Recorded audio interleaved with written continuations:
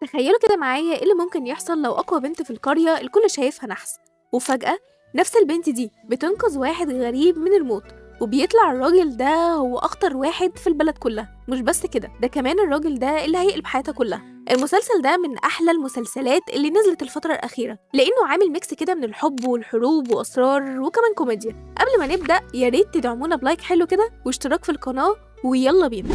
بيبدأ المسلسل في قرية بسيطة جدا، وكم راجل كده بيحاولوا يصطادوا خنزير هربان ومفيش حد قادر يسيطر عليه، لحد ما فجأة بنت تدخل تمسكه بكل سهولة. وهنا بنعرف إن دي لين الجزارة الأشطر في القرية، والكل بيتكلم عن شجاعتها وقوتها. بس برغم مهارتها دي الناس شايفينها إن حظها مش أحسن حاجة. لين لسه خارجة من صدمة كبيرة، أهلها ماتوا على إيد قطاع طرق، وما بقاش ليها غير أختها الصغيرة المريضة وعمها اللي مش مهتم بيهم أصلا. ورغم كده الناس بدل ما تواسيها بيقولوا إنها نحس وإنها السبب في موت أهلها، لدرجة إن واحدة بترمي عليها مية مش نضيفة قدام الكل. ده حتى خطيبها سابها بسبب الكلام ده، بس لين ما بتسكتش، بترد عليهم وتمشي، بس جواها شايلة برضه حزن. وفي يوم وهي راجعة البيت وسط التلج بتلاقي شخص مدفون جوه التلج.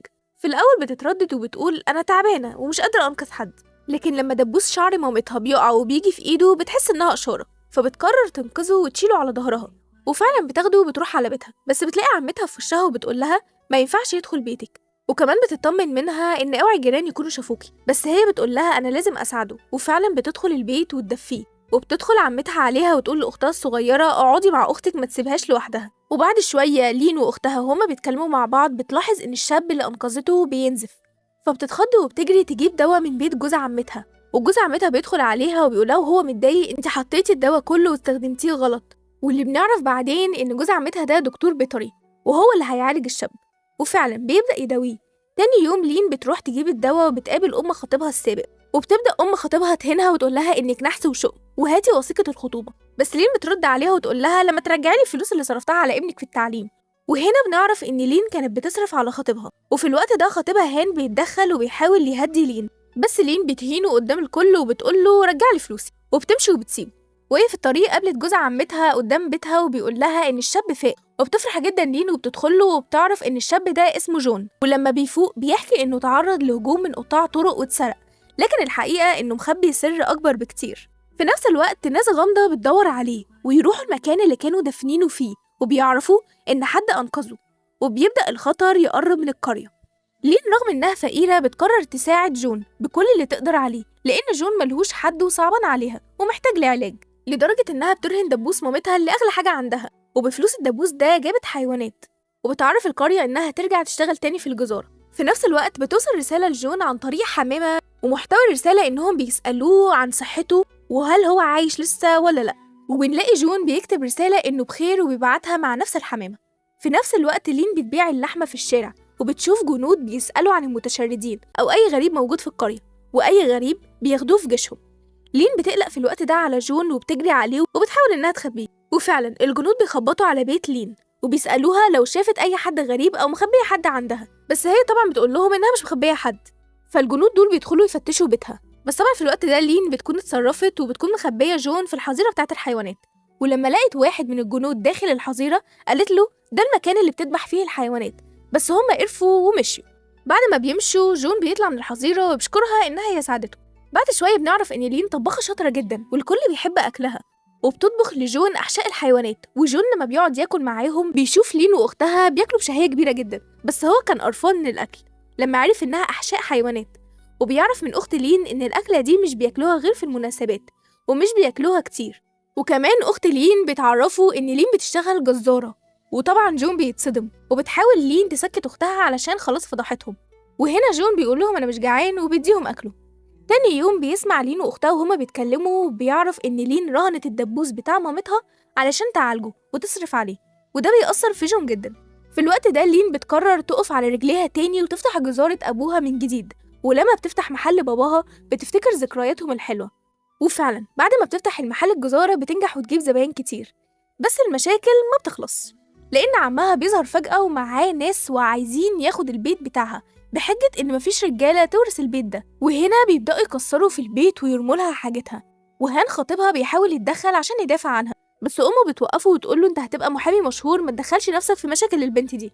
وهنا لين قررت إنها تدافع عن نفسها، وبيحصل خناقة كبيرة جدا ولين بتضربهم بكل شجاعة وتدافع عن بيتها، لدرجة إن جون نفسه بينبهر بقوتها وإزاي قدرت تضرب كل الرجالة دول.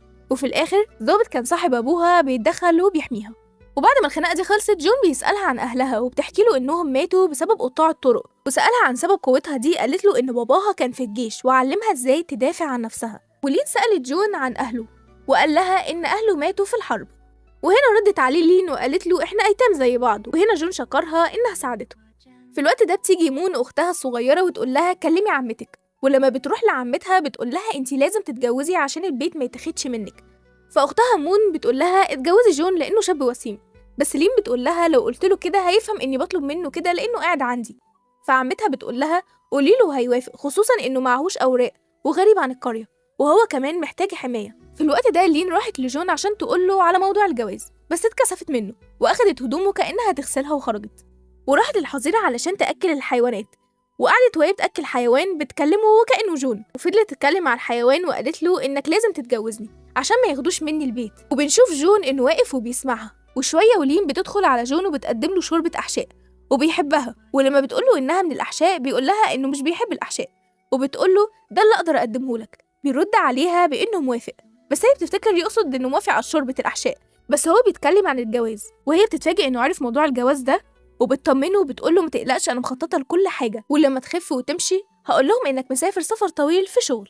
بعدها بيسألها جون هي إيه هي أمنيتك في الحياة؟ قالت له أمنيتي حظيرة بحيوانين. لما قال لها تمني أمنية أكبر قالت له عايزة 100 حيوان وحظيرة. في الوقت ده ضحك جون وحس إن لين طيبة فعلا. تاني يوم لين راحت للخياطة وأخدت الفستان اللي مامتها كانت حاجزاه لها ليوم فرحها، وطلبت بدلة لجون، بس الخياطة طلبت مقاساته. وفي الوقت ده لين والقرية كلها سمعوا خبر وفاة الملك وزعلت جدا عليه. وفي نفس الوقت الشخص اللي عايز ياخد مكان الملك بيقول للحراس يعلنوا خبر وفاة الملك، بس بيرد عليه رئيس الحرس إن ما ينفعش نعلن خبر وفاته دلوقتي قبل ما نلاقي جثته. وعدو الملك في نفس الوقت بيقول للحراس يروحوا يدوروا عليه في القرية اللي اختفى عندها. وبنشوف إن لين وهي راجعة في الطريق جرحت رجليها بسبب كلب ضال، فوقف لها شابين وعرضوا عليها يوصلوها للقرية لأنها تعبانة، وهي فعلا بتوافق لأنها ما كانتش قادرة تمشي على رجليها. ولما بيوصلوها القرية عمة لين بتعرض عليهم يشربوا شاي، وبنعرف إن الشابين دول من أعداء جون، ولما بيعرفوا إن لين هتتجوز شخص كان مصاب بيشكوا إنه جون، بس بتكمل عمتها وبتقول إن لين هتتجوز واحد قريبه من بعيد، وهنا بيقولوا يبقى أكيد مش جون. ولما بيعرفوا إن لين جزارة بيقرفوا وبيمشوا وبيتأكدوا إن جون مستحيل يتجوز الجزارة دي، وده لأن جون بيقرف جدا. وبالليل لين بتروح لجون وتقوله تعالى عايزاك، فبيفتكر إنها عرفت حقيقته، بس بيتفاجئ إنها بتعمل مراسم عزا للملك وإنها زعلانة جدا. وجون سألها هو الملك كان طيب، فقالت له إنه طيب جدا وبيحب الخير وإن هي وأهلها بيحبوا جدا. وهنا بنعرف إن جون هو الملك. لكن الأزمة الأكبر بتظهر لما عمها بيرفع قضية ياخد بيها البيت بالقانون، وهنا لين بتخاف لأنها مش متعلمة ومش هتعرف تدافع عن نفسها في المحكمة. وهنا جون بيعرض عليها إنه يساعدها ويكتب لها طلب تقدمه للمحكمة، وبيبدأ يعلمها إزاي تتكلم وتواجه، ومع الوقت فعلا بتتحسن. بعد شوية جون بيشوف عمها وناس معاه بيسرقوا عقد البيت، بس جون بيطلب منهم إنهم يسيبوا العقد وإلا مش هيحصل طيب، بس طبعا هما بيستهزئوا بيه لأن هما شايفين واحد أعرج قدامهم، فبيضطر جون إنه يضربهم كلهم بمساعدة طبعا أهل القرية، فبيسيبوا عقد البيت وبيهربوا. وفي وسط كل ده خطيب لين القديم هان بيرجع ويحاول يستغل ضعفها وبيعرض إنه يساعدها مقابل إنها ترجع له وإنه بيحبها جدا، بس هي طبعا بترفض وبقوة. وجون بيتدخل في الوقت ده ويقول إنه هو ولين هيتجوزوا وإنهم بيحبوا بعض جدا، وهان بيرد عليه وبيقول له إنه مستحيل يسيب لين تروح لغيره، بس لين بتبص له باستهزاء وبتقول له عديني كده لما اجيب الفستان الفرح بتاعي. وفي الوقت ده بتحس لين إنها بتحب جون، وجون كمان بيحس بده. وفي الوقت ده بنعرف إن جون بيكتب رسائل ومؤلفات وبيبيعها في المكاتب بمساعدة جوز عمة لين، وجون بيقول للين إنه قريب هيبقى غني. وبنشوف إن جون جايب هدية لين وبنعرف إنها دبوس مامتها، بس هو معرفش يقدمها لها لأنه بيتوتر. وبيبدأوا يحضروا للفرح، وأهل القرية مستنيين يشوفوا مين العريس الأعرج اللي هيتجوز لين ده. وفي يوم تجهيز الفرح بيرجع هان يقدم لين هدية صنعوها مع بعض وهم أطفال، وبيقول لها إنه بيحبها، بس هي بتقوله إنها بتحب جون. في الوقت ده بيظهر جون وأهل القرية بينبهروا بوسامة جون، وبتبدأ مراسم الجواز. وبعد ما اتجوزوا جون نزف ولين بتبدأ تعالجه، وأثناء ما هي بتعالجه بتلاحظ عليه جروح قديمة، بس جون بيقول لها إنه كان بيشتغل حارس زمان بعد ما اتجوزوا لين تاني يوم بتنزل الشغل وبتعمل عروض جديدة وبتكسب فلوس كتير، وفي الوقت ده بيجي صاحب باباها وبيجيب لها بطاقة جديدة لجون وبتديله الفلوس اللي كسبتها، بس صاحب باباها بيرفض ياخد الفلوس دي، فبتروح للمكان اللي رهنت عنده الدبوس وبتحاول انها ترجع دبوس مامتها، وبتتضايق جدا لما تعرف انه اتباع. وفي الوقت ده بتقابل مامة هان، وبتعرف لين في الوقت ده ان مامة هان هي اللي طلعت عليها اشاعة انها شخص مشؤوم عشان ابنها يتجوز بنت القاضي، ولين بترد عليها ان هي اللي صرفت على ابنها. وفجأة بيظهر جون ومعاه قايمة طويلة جدا بكل حاجة لين صرفتها على هان، والقرية كلها بتعرف ان لين كانت بتجيب له هدوم وبتدفع مصاريف تعليمه وكمان بتصرف على اهله. وبعدها بياخد لين ويمشوا، ولما بيروحوا لين بتحكي لجون انها متضايقة جدا علشان دبوس مامتها اتباع، بس فجأة جون بيطلع لها الدبوس وهي بتفرح جدا وبتشكره. بعد شوية بنشوف ان عم لين ومراته بيحاولوا يفضحوا لين وجون وانهم مش متجوزين بجد وده مجرد جواز سوري، فلين بتجري بسرعة تحذر جون وبتقول له احنا هنعمل ايه. جون في الوقت ده بيتصرف بسرعة ويقول لها انا عندي فكرة حلوة جدا، وفعلا عمل حركة ذكية، طفى كل الشمع وسايب شمعة واحدة بس منورة، وعمها ومراته شايفين خيالهم بيقربوا من بعض، ولما شافوا لين وجون بيقربوا من بعض اتكسفوا ومشوا وفهموا انه بيحصل بينهم حاجة. بعد شوية بتظهر الحمامة ومعاها رسالة للملك وبيشوفوها أعداء الملك، وبيشوفوها وبيعرفوا إن الملك لسه عايش. بعد شوية بنشوف إن جون بيشوف لين وهي بتذبح الحيوانات، ولين بتتوتر جدا لما بتشوفه وبتطلب منه إنه ياخد أختها وما يخليهاش تشوفها عشان ما يجيلهاش كوابيس بالليل، وبيبان إن لين مش عايزة جون يشوفها وهي بتذبح عشان ما يقرفش منها، وجون شايفها وبيراقبها وبيلاحظ قد إيه هي بتتعب في شغلها عشان توفر فلوس تعيش بيها هي وأختها. في الوقت ده جون بيطلب منها إنه يساعدها، لكن لين بتقوله إنها مش عايزاه يقرف منها، وجون بيفكرها إنها أنقذته وما كانتش قرفانة من جروحه، وبيقول لها إن ريحة الذبح مش هتكون أسوأ من ريحة الجروح اللي شافها أثناء المعارك. جون بيبدأ فعلا إنه يساعد لين في حفظ اللحمة بالملح، وأثناء ما هما بيحفظوا اللحمة جون بيلاحظ في إيد لين شوية تشققات وجروح، وبيقرر إنه يحط الملح بنفسه عشان هي ما تتعبش. جون بيتفاجئ بالسكينة بتاعت لين ويعرف إنها من باباها اللي كان في الجيش، وجون بيفتكر تدريبه على إيد بابا لين وإنه كان شخص طيب جدا واختفى بسبب المعركة اللي حصلت من 16 سنة. بتدخل أخت لين وبتقول لهم إنهم مسكوا طائر، وجون يتصدم لما يعرف إن الطائر بتاعه هو اللي مسكوه، لا وبيتصدم أكتر كمان إنهم عايزين يذبحوه أو يبيعوه، بس جون بيحاول يقنعهم ويقول لهم إنه لما يكبر هيجيب سعر أحلى وإن هو هيعتني بيه بنفسه. تاني يوم لين بتروح لمحلها بس بتتفاجئ إن المحل بتاعها متكسر ومتبهدل، وبتعلي صوتها وتقول هو مين اللي عمل كده، فواحدة بتقول لها على اللي عمل كده وإنها لازم تتعاون مع أشخاص بيحموا محلات الجزارة، وبنعرف إن اللي بيحموا المحلات دول هم نفسهم اللي كانوا مع عمها وضربتهم. فلما بيعرفوا إن المحل ده لين بيقولوا لها إن إحنا هنحملك المكان ده وبدون أي مقابل ومحدش هيقدر يقرب من المكان ده تاني، وفعلا بيساعدوا لين في ترتيب المحل وبيجيبوا لها زباين، وبعدها بتقدم لهم أكل وبتديهم فلوس كأجر، وهنا لين بتقول لهم لو اشتغلتوا معايا كل يوم هديكم أجر زي ده. في نفس الوقت بيظهر جون في المكتبة بيبيع كتاباته وبيسأل الشخص اللي بيبيع له تعرف أي نوع كريم للتشققات، وهنا بيظهر جانب اهتمامه بلين. في نفس الوقت لين مشيت وهي متعصبة راحت للشخص اللي كسر لها المحل، والرجالة اللي بيساعدوها راحوا وراها، وهنا أهل القرية لما شافوها ماشية وراها الرجالة دول قعدوا يقولوا عليها إنها بنت مسترجلة وفاكرة نفسها راجل، وفعلا راحت للي كسر لها المحل وواجهته، بس اللي كسر لها المحل ده قال لها إنه أصلا معجب بيها وكان عايز يتجوزها من قبل ما تتجوز، فتعصبت قوي وراحت قامت ضرباه وبعدها مشيت، وبيظهر لنا إن في حد بيراقبها بس لسه مش عارفين هو مين.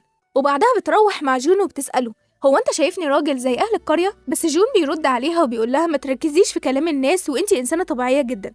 ولما بيروحوا بتلاقي أختها مون واقفة قدام هدايا وبتقول لها دي حاجات بابا وماما كانوا دافعين تمنها ولسه واصلة، ومن ضمن الحاجات دي كريم تشققات، بس لين لما بتشوفه بتقول إن هي هتبيعه وتاخد فلوسه، بس جون بيقول لها إن ما ينفعش لأن هو استخدمه. بعد كده جون بيسيبها ويدخل البيت، بس عمة لين هنا بتقول لها ده أكيد جون اللي جايب الحاجات دي عشان تهتم بنفسك، فلين بتفرح وبتستخدم الكريم. ولما لين بتدخل البيت جون بيقول لها إنها لازم تجهز للمحكمة بكرة قدام عمها، وفعلا تاني يوم بيجي ولين بتروح المحكمة وعم لين بيتأخر على المحكمة، فالقاضي بيأجل الحكم بعد ساعتين، وبرضه عم لين مجاش بعد الساعتين. في الوقت ده بتدخل مرات عمها وهي بتعيط ومنهارة وبتتهم لين بقتل عمها عشان ما ياخدش منها البيت، ولين طبعا بتتصدم إن عمها مات، والقاضي بيتفاجئ وبيقرر إنه يفتش بيت لين عشان يتأكد، وأمر كمان إنهم ياخدوا لين للحبس. وفعلا راحوا فتشوا بيت لين بس اكتشفوا جثث كتير جدا، وفعلا بيدوروا في البيت مش بيلاقوا أي حاجة غير الجثث. طب فين جون وفين أخت لين وفين عمتها وجوز عمتها ومين الجثث دول أصلا؟ كله اختفى ولين محبوسة. بس للأسف هقولك إن هنا بيخلص الجزء الأول من ملخصنا. يا ترى إيه اللي هيحصل في لين؟ وجون ومون راحوا فين؟ وإيه اللي هيحصل لما لين تعرف إن جون هو الملك؟ كل ده هنعرفه في الأجزاء اللي جاية، فمتنسوش تشتركوا في القناة علشان تتابعوا الأحداث معانا، وشيروا الفيديو مع أصحابكم، وياريت لو تعليق حلو كمان. لو عايز الجزء التاني اكتب لنا في التعليقات. ومتنسوش اللايك. وبس كده، سلام.